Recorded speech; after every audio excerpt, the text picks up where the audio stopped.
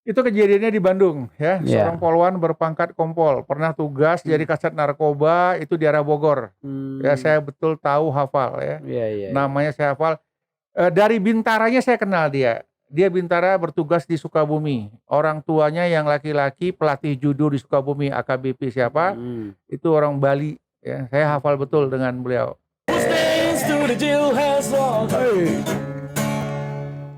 Selalu tersenyum dan berpikir indah. Ketemu lagi dengan podcast Om Bahar. Hari ini kami sangat berbahagia karena kedatangan tamu istimewa. Di hadapan kita sudah hadir Bapak AKBP Dr. Andes Sapuan Hayat MPU. Beliau sekarang menduduki jabatan Kepala BNN Serdang Bedagi. Sebelumnya pernah di Serdang, pernah di Langka, Binjai. di Binjai. Kita sapa Bapak Sapuan Hayat yang akrab dipanggil Abah. Gitu ya, Iya. Assalamualaikum. Waalaikumsalam warahmatullah. Om Bahar. Ya, siap. Sangat berbahagia sekali kami hari ini Abah bisa bergabung dengan kita. Ya, sekitar 20-30 menit atau mungkin 60 menit ke depan kita bahas berbagai persoalan, terutama terkait dengan keberadaan kaum milenial di dunia perkembangan narkoba yang sangat membahayakan ini. Saya hari ini tersanjung kayaknya. Bisa masuk ke ini, podcast Om Bahar ya. Iya. Waktu saya nonton di YouTube itu saya terngiang-ngiang, "Mak, ini hebat kali Om Bahar ya." Karena saya kenal beliau dari masih remaja, udah kenal. Orangnya pekerja keras ya, tidak pernah mundur, maju terus. Malu kantongin dulu, yang penting jalan terus. Dan alhamdulillah seiring dengan perjalanan waktu, saya melihat perubahan-perubahan yang luar biasa. Banyak juga orang yang kurang pas dengan beliau dulu ya, tapi sekarang menyesal. Beliau ini adalah pembuat rubrik ya dulu di majalah Kamtibmas ya. Satya Bakti ya, Kamtibmas, majalah Kamtibmas. Mitra Kamtibmas. Karena beliau ini kalau membuat berita ya, diramunya, diraciknya itu sedap betul. Kemudian penyusunan foto, permainan warna saya acungin jempol. Ya, ini orang yang luar biasa, orang yang gigih dalam bekerja dan berusaha ya. Saya pokoknya fans berat Om Bahar ini. Alhamdulillah. Saya jadi tersanjung juga nih. Jadi begini, seiring perjalanan waktu, kalau kita melihat tentunya dunia narkoba ini kan sudah sangat miris. Generasi muda, mungkin Bapak punya pandangan khusus dan pesan-pesan moral yang ingin disampaikan. Ini saya tegur lagi Om Bahar ini. Udah dari awal kita sepakatin Abah Sapuan. Oh, Abah Sapuan siap. Manggil komandan ya kan. Siap. Kita Abah, sudah menjelma jadi Abah sekarang ya. Siap. Karena ya anak-anak pun udah selesai, udah married semua, cucu pun udah mulai 3. Jadi kalau dipanggil Abah rasanya ya agak lebih anteng daripada dipanggil Bapak, Komandan dan lain sebagainya. Karena Abah itu kalau menurut saya adalah panggilan orang yang paling dekat. Jadi Om Bahar ini orang yang paling dekat, bukan ya jauh gitu. Siap. Kalau untuk berbicara permasalahan narkoba ya di akhir-akhir ini, saya boleh mengatakan mungkin di Medan ini ya tak ada satu kelurahan pun, satu lingkungan yang terbebas dari narkoba. Di mana sudut, di mana pelosok narkoba itu ada. Bahkan ada anekdot yang mengatakan lebih gampang mencari narkoba daripada mencari pecel yang enak. Pecel yang enak kita tahu adanya di jalan mana tuh, jalan di daerah Medan Baru sana, jauh sekali. Tapi kalau narkoba mungkin 200 meter dari tempat kita ada. Nah inilah mengkhawatirkannya permasalahan narkoba. Jadi kalau ditanya bagaimana dengan kaum milenial, sebenarnya sasaran daripada bandar-bandar narkoba ini yaitu kaum milenial. Iya. Mereka kalau sudah orang kecanduan, itu bukan pasarnya lagi. Dia nyari pasar baru. Karena orang yang sudah kecanduan, nggak perlu ditawarkan, itu nyari sendiri. Jadi bagaimana dia meracuni anak-anak sekolah, anak-anak muda, orang yang belum ya, dia pengaruhin. Nggak bisa dia pengaruhin, orang yang paling dekat dengan dia yang pakai. Dia sorongkan untuk mempengaruhin. Nah setelah dapat dia pasar itu nanti, dia sudah nyaman, tinggal cari pasar berikutnya. Jadi kalau orang sudah kena narkoba ini nggak bisa berhenti, terus mau lagi. Kemudian orang yang sudah kena ini kalau nggak cepat diatasin ya, segera direhabilitasi ya, istilahnya dia diisolasi dululah di tempat rehab. Kalau dia isolasinya 3 bulan, berarti 3 bulan nggak pakai, bisa dia rehabnya 4 bulan, bisa 6 bulan tak pakai. Apakah orang yang direhab itu bisa pulih? Saya bilang belum tentu. Jadi orang selalu mengatakan kalau memang dia tidak bisa pulih di tempat rehab, ngapain direhab gitu. Nah, itu adalah bagian dari upaya untuk menghentikan dia memakai narkoba. Orang yang selalu pakai narkoba ini dia loadingnya lama, ya. Anak muda, usia muda, satu kali pakai narkoba lebih kurang 13.000 saraf otaknya rusak permanen. Coba bayangin kalau dia terusan-terusan pakai. Ini kasihan ya, nanti daya pikirnya lambat, kemudian imajinasinya tak ada lagi, kreasinya hilang dan lain sebagainya. Jadi saran kita kepada orang-orang tua yang menonton nanti acara ini, nonton video ini, saya berharap jika ada keluarganya yang sudah kena, segeralah konsultasi ke BNN ya. Orang yang sudah kena narkoba tidak serta-merta harus direhab, bisa juga dia rawat jalan, bisa juga dia rawat inap. Kemudian jika orang yang sudah terlalu parah menggunakan narkoba, dia enggak bisa direhab malah. Dia harus masuk ke dokter jiwa, psikiatri. Diobatin dulu kejiwaannya, sarafnya diobatin dulu, baru bisa mengikuti program rehab. Jika orang yang sudah terganggu karena menggunakan narkoba sehingga kecanduan berat, dia nggak bisa nerima pelajaran di rehab, Iya. nggak akan masuk ke otaknya. Dia suka menghayal gitu. Jadi pernah satu orang anak muda ya, usia lebih kurang 25 ke 27, itu saya rawat. Karena saya selama di BNN ini lebih kurang merehab orang sudah lebih dari 3.500 orang. Jadi pola tingkah caranya saya sudah hafal betul. Bagaimana dia menipu orang tuanya, menipu petugas yang di tempat rehab, saya hafal betul gitu. Jadi pada saat itu orangnya mengatakan orang tuanya, "Pak, tolong anak saya Pak, saya sudah nggak ngerti, dia sudah cakap sendiri." Nah kemudian orang tuanya nggak bisa membawa ke BNN, kami turunkan tim dari Brimob, jemput. Nah setelah jemput, kami bawa, nah kita isolasi sementara, menunggu asesmen. Di dalam isolasi itu sampai hari ini, itu videonya saya simpen. Saya suka jalan main ke tempat orang-orang yang mau direhab. Saya lihat dia di dalam ruangan rehab, dia seolah-olah macam melukis tembok dinding, dia gunakan mancis. Ya mancisnya nggak hidup, hanya dia pegang sebagai alat tulis dia mainkan di tembok-tembok itu. Kemudian saya kepingin tahu, saya ajak dialog, "Pak lagi ngapain?" "Loh Bapak nggak ngelihat akun yang ngelukis?" "Oh iya, apa yang dilukis?" "Ah ini gambar awannya," katanya. "Bapak pun masa nggak bisa ngelihat," katanya. Jadi macam orang-orang ini juga kita dibuatnya. Saya biarkan, saya rekam, kemudian saya konsultasi sama dokter. Dibilang dokter, "Pak, ini harus dirawat dulu sama dokter kejiwaan, karena jiwanya sudah terganggu, sudah terlalu banyak menggunakan itu." Jadi orang yang sudah hang, yang sudah boleh bilang hilang ingatan ya, dia nggak tahu siapa bapaknya lagi, dia cakap sendiri, makan pun di WC segala macam, dan akhirnya memang sarafnya terganggu, ini kita rawat dulu. Setelah dirawat di dokter kejiwaan ya, psikiatri, lebih kurang hampir 2 bulan lebih, terjadi perubahan, ini baru kami kirim ke Lido.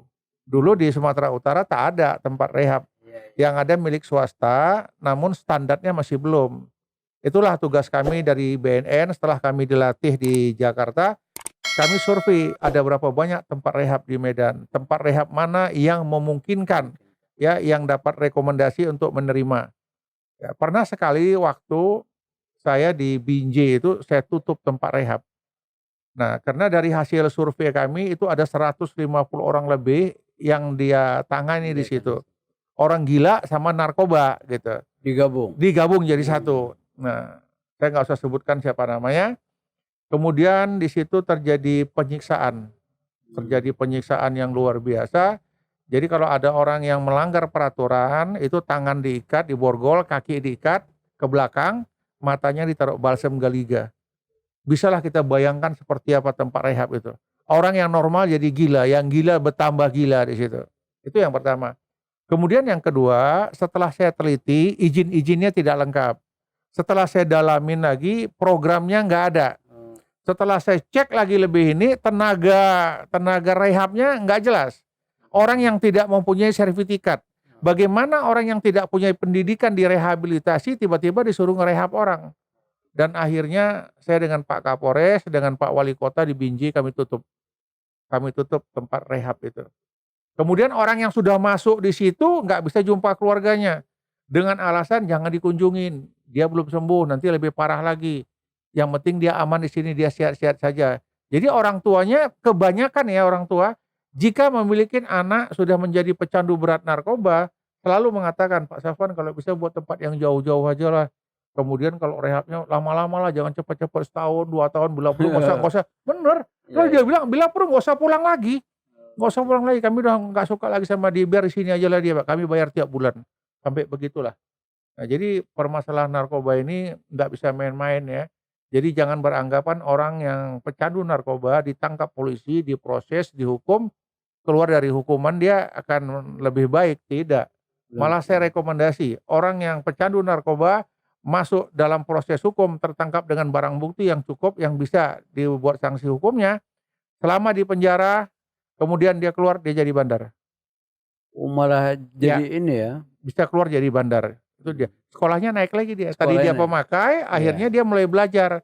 Karena di dalam penjara itu pun ya kita lihat sendiri, saya saksikan sendiri. Saya di Siarga itu banyak tangkapan-tangkapan kami itu bermuara induknya ke penjara. Ini kami masih proses. Kami tangkap di luar, ternyata setelah kami lidik lebih lanjut, bermuaranya ke lapas. Ada orangnya, kami proses sekarang. Sekarang lagi pemeriksaan, lagi proses. Ya mudah-mudahan cepat P21 keluar dari penjara, kami masukkan lagi. Oh gitu deh. Sampai seperti itu, Om Bahar. Jadi sejauh ini sebenarnya faktor apa yang sangat dominan terutama terkait dengan situasi di keluarga? Menurut Abah ini bagaimana sih keluarga mestinya mengawasi? Kalau saya berbicara masalah faktor itu ada 2 ya. Faktor keluarga dan faktor lingkungan. Jadi kalau saya bilang faktor keluarga, yang pertama mungkin keluarganya tidak harmonis ya. Mereka mungkin sering cekcok ya. Kemudian di keluarga itu sering ada keributan, ayah dan oma ribut. Kemudian si anak kurang perhatian. Kenapa? Maknya pergi, ayahnya pergi cari makan, dia sendiri di rumah bersama pembantu. Ini salah satu yang membuat dia akhirnya mencari aman untuk dirinya, tapi salah gitu. Kalau dengan pakai ini kok rileks katanya, dia coba. Satu. Yang kedua bisa saja mungkin putus dengan pacarnya. Kemudian masalah lingkungan ya, kalau anak-anak muda ini hampir pada umumnya butuh kelompok geng. Enggak pun geng yang nakal-nakal enggak, tapi adalah teman-teman yang untuk ngumpul. Ternyata teman-teman yang ngumpul tuh ada yang pakai, lama-lama dia ngikut pakai. Padahal awalnya mungkin hanya curhat-curhatan ya. Betul. Ya, jadi yang sudah saya tangani memang ya agak seru lah ya, kalau masyarakat biasa udah polisi ada, tentara ada, dokter ada, notaris ada, yang saya tangani yang sudah kecanduan dan kami rehabilitasi. Tapi setelah itu dari upaya-upaya rehabilitasi tadi banyak juga yang berhasil sembuh ya? Ada yang berhasil ya, tapi memang tidak keseluruhannya. Jadi perlu saya sampaikan di sini di dalam acara ini, jika ada keluarga kita yang direhab ya, anak direhab, paling tidak satu keluarga harus direhab. Tapi rehabnya beda. Rehabnya beda begini, kalau yang kecandu narkoba, kita buat rehab permasalahan narkoba. Yang keluarganya bagaimana menangani keluarga yang tercandu narkoba. Bagaimana komunikasinya. Biasanya orang kalau yang sudah direhab, dia masih mau berkata jujur. Ma, aku kepengen pakai lagi lah. Apa yang harus dikatakan orang tua? Bagaimana mengalihkan perhatiannya untuk dia tidak pakai lagi. Jadi kebanyakan orang yang direhab, tapi keluarganya tidak mau diadakan ini pelatihan. Bagaimana mengatasi anak. Pada saat orang direhab, itu kita assessment, kita ketahui kapan pertama kali dia pakai, di mana dia pakai, siapa yang ngajak, apa yang dipakainya, berapa banyak frekuensi pemakaiannya, berapa berat, nilai berapa kalau dirupiahkan dia pakai itu. Setelah pemakaian pertama, apa perasaannya, bagaimana pemakaian kedua, terus kita berlanjut bagaimana pemakaian terakhir, frekuensi pemakaiannya seminggu berapa kali, sehari berapa kali. Setelah kita dapat data ini semua, ini kita jelaskan ke orang tuanya, biar orang tuanya tahu setiap hari Minggu dia pakai. Kenapa? Itu hari libur, sama kawan-kawannya dia kumpul.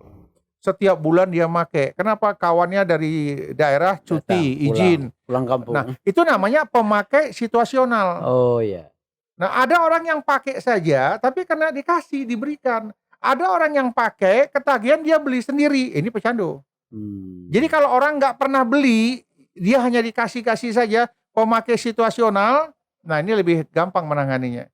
Tapi kalau dia sudah niat membeli Beli untuk sendiri. kebutuhan dia pakai, ini sudah beda lagi namanya. Iya. Nah, ini yang perlu kita pelajarin. Jadi bukan sembarangan orang katanya pakai narkoba rehab, enggak bisa. Mesti di Iya. assessment dulu. Iya. Sampai di mana ketergantungannya, jenis apa yang dia pakai, ya. Yang paling mengerikan dulu pemakaiannya putau. Tahu. Kalau putau itu, begitu dia putus zat, ya, dia bisa ngantukkan kepalanya ke dinding. Karena merasa sakit kali, pening kali, dia hantukkan kepalanya ke dinding. Sampai berdarah-darah ya. Betul, Betul. makanya orang-orang kami istilahnya residen ya. Jika ada pecandu residen ini menggunakan putau, itu ruangannya khusus. Di ruangannya pun pakai busa, pakai apa. Jadi kalau dia ngantukkan kepalanya segala macam ya tidak cedera, dan ini mesti pengawasan sampai segitunya khusus. ya. Betul. Jadi memang kalau begitu sebenarnya ini enaknya kita sekarang bicara narkoba dengan pakar narkoba. Kan gitu ya, Pak ya. Dibilang pakar pun tidak lah, sekedar Artinya tahu. paling tidak detail-detail sampai asesmen tadi itu bagaimana menangani seorang pecandu itu memang sudah tahu betul. Ya kita juga punya tempat rehab. Iya, punya juga ya. Punya. Jadi pernah ada seorang pasien yang direhab, memang tingkat kecanduannya sudah lebih, dia baru masuk, kami isolasi. Di dalam isolasi masih ada zat yang berlebih dalam tubuhnya. Jadi maaf cakap, itu kotorannya dilapnya ke dinding semua. Dan itu kami videokan. Setelah itu kita amankan dia, ruangannya kita cuci, tetap dirawat oleh dokter. Begitu dokter menyatakan selama 2 minggu, Pak, dia sudah berubah, bisa direhabilitasi. Kami putar videonya, suruh dia tonton, dia nggak percaya itu. Bukan saya katanya. Aku nggak pernah melakukan itu, Pak. Tapi ini foto siapa? Foto saya, Pak. Kenapa kau lakukan? Aku nggak sadar, Pak. Sampai begitulah dia. Jadi memang orang yang sudah kecanduan, ya, masih ada zat di dalam tubuhnya, belum bisa direhabilitasi. Karena dia akan bisa bertindak yang aneh-aneh. Konon zat itu di dalam tubuh seseorang bisa mencapai belasan tahun, betul itu ya, apa ya? Tergantung lama pemakaiannya. Tidak ya. Kalau itu sekitar lebih kurang, kalau dia baru pakai 1 minggu terdeteksi. Kalau diambil air kencingnya, tapi kalau diambil nanti rambutnya beda lagi. Gitu. Periksa darahnya dia beda lagi jangka waktu pemakaiannya. Iya. Karena pernah, ya artinya ada sebuah artikel saya konon kurun waktu 11 sampai 13 tahun masih bisa terdeteksi kalau dia pemakai. Ini kalau pemakai berat ya mungkin kemungkinan besar darahnya itu semua isinya. Salah satu dia pemakaian putau juga ya, yang suka membesit tangan. Iya. Dia sudah nggak ada uang lagi untuk beli. Iya. Tak ada jalannya, dia besit tangannya. Kemudian dia isap tangannya. Darahnya itu. Kenapa tangannya diisapnya ya? Karena dalam darahnya sudah mengandung itu. Jadi dia agak terisi dikit lah dengan diisap darahnya itu. Jadi penggantinya itu darah dia sendiri. Darah dia isap sendiri. Kita khawatir ya, ini ada juga, mohon maaf ini ya, mungkin pelajar-pelajar ya. Dia selalu mengatakan dari bandar-bandar ini ada oksigen murni dari Jepang, dari Cina. Ini kalau kalian hirup oksigen ini, kalian akan belajar malam tuh enak. Lebih fokus, lebih konsentrasi. Banyak anak-anak ini yang nggak tahu, dan akhirnya dia coba beli itu oksigen murni, dia pakai, memang betul tak tidur sampai pagi.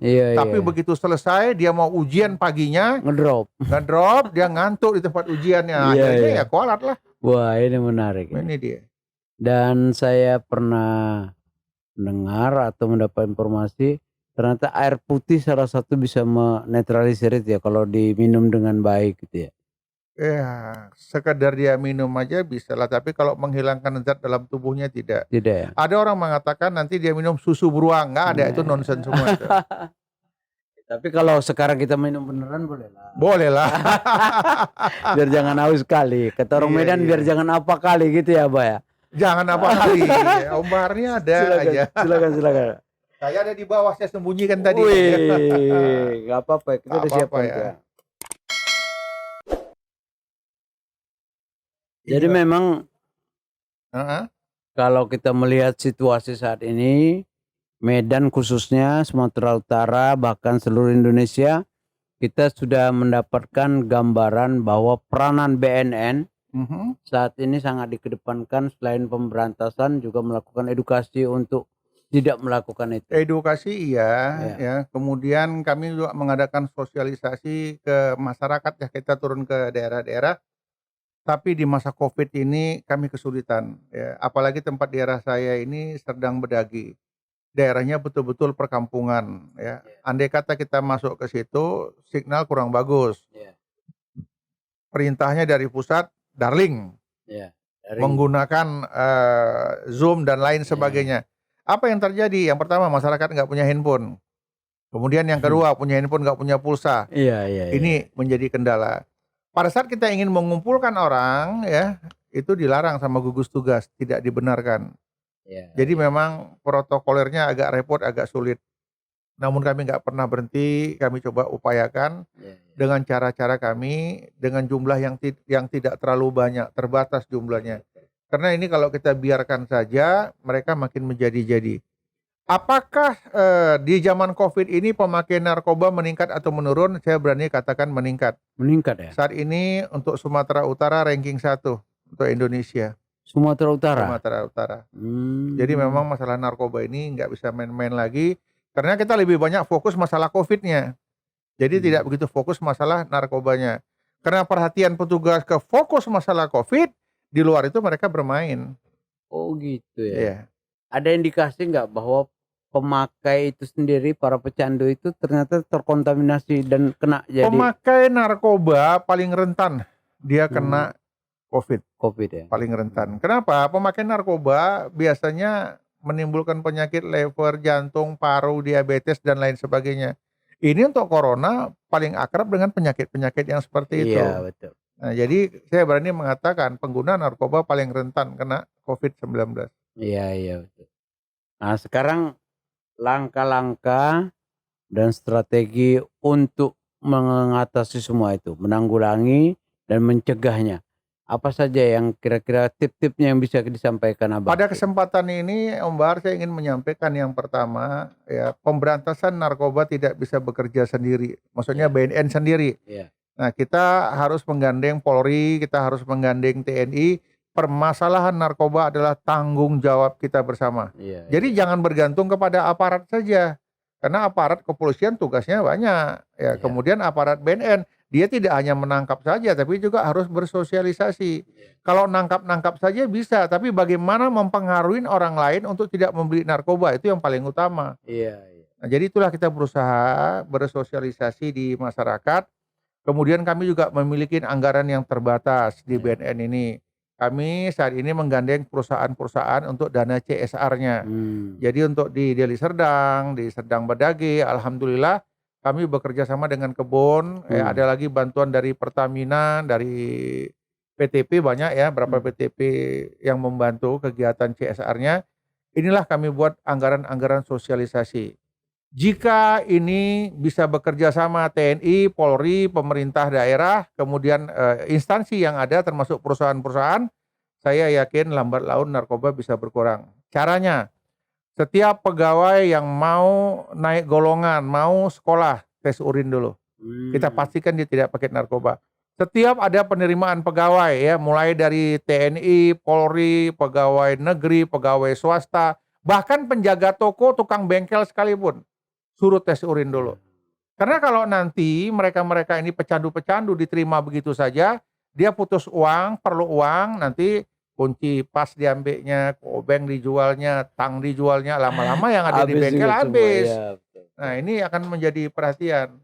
Kemudian mengingatkan juga untuk perusahaan-perusahaan pabrik-pabrik besar itu, hati-hati kalau ada pegawainya pakai narkoba, pasti ada kawannya di dalam. Kemudian rentan kecelakaan.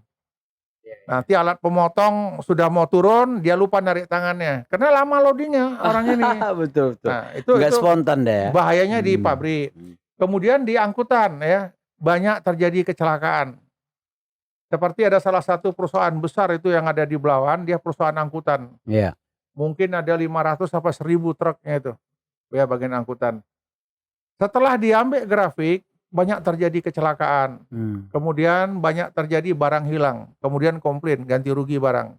Setelah mereka konsultasi sama kita, saya mengatakan, coba kita tes urin ya, tapi selektif, tidak semua rata.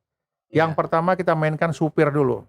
Supir kita tes urin, begitu dia mau bawa barang keluar tes urin. Dari 20 yang kami tes 18 positif. Wih. Itu masih supir. Iya. Kemudian yang perlu lagi kemarin saya buat di perusahaan itu, pertama kasir, yang kedua penjaga gudang. Ini ada yang menggelitik sedikit Abah. Apa itu? Mungkin Abah bisa menjelaskan. Belakangan ini kita mendengar adanya oknum yang sedang viral nih. Siapa itu? Oknum Saya yang mana kita nggak itu? usah sebutkan oknum petugas bahwa ternyata di luar upaya pencegahan kita dia Di enak-enakan. mana kejadian itu? Kalau nggak salah ya di Bandung atau di mana gitu ya. Itu barangkali menjadi contoh dan itu jangan sampai terulang lagi. Apa harapannya Abah? Silakan. Itu kejadiannya di Bandung ya. Iya. Seorang polwan berpangkat kompol pernah tugas jadi kasat narkoba itu di arah Bogor. Ya saya betul tahu hafal ya. Iya. Namanya saya hafal. Dari Bintaranya saya kenal dia. Dia Bintara bertugas di Sukabumi. Orang tuanya yang laki-laki pelatih judo di Sukabumi, AKBP siapa? Itu orang Bali ya. Saya hafal betul dengan beliau. Kemudian beliau masuk secapa, berkarir perwira, bertugas di Jawa Barat. Ya, karir tugasnya melejit, kasat narkoba. Terakhir dia kejadian ini kenanya di Kapolsek deh. Tapi Kapolsek mana saya lupa ya. Lagi viral-viralnya, rame-ramenya. Kenapa dia bisa kena seperti itu? Yang pertama, dia mempunyai anak 2, tapi sudah cerai dengan suaminya, single parent. Dia bercerai dari waktu masih di secapa dulu, dia cerai. Karirnya cukup bagus, sama masyarakat cukup dekat ya. Mungkin karena jarang dia pulang ke rumah, dia tetap berada di rumah saja. Jarang pulang ke rumah, berada di kantor terus. Mungkin terpengaruh dari anggota atau pengaruh dari yang lainnya. Jika mau eksis dalam bertugas, tahan fisik segala macam, pakai ini. Salahnya di situ. Ya, dia tidak tahu bahayanya narkoba itu seperti apa. Ya, atau kemarin dia coba-coba ya, doping segala macam, takut dia ngedrop lagi tugas, dia coba itu. Salah kaprah. Orangnya prestasinya cukup bagus, Polwando. Saya tahu betul siapa dia, tapi karirnya hancur gara-gara yang satu ini. Ini berat sekali ya, memalukan kita, petugas-petugas lainnya. Saya berharap kejadian ini cukup sekali ini aja. Saya ingatkan kepada teman-teman yang lain, khususnya anggota Polri, anggota BNN, aparat pemerintah lainnya. Jangan sekali-sekali mencoba hal-hal yang seperti ini. Hindari. Karena bukan Anda yang rusak, bukan Anda yang malu, tapi kami se-Indonesia merasa malu dengan ada kejadian ini. Ya, ini akan diambil hukuman tindakan tegas ya oleh pimpinan Polri. Sekarang beliau lagi diamankan di mana, di Bandung atau di Mabes Polri ya, karena Propam Mabes Polri turun.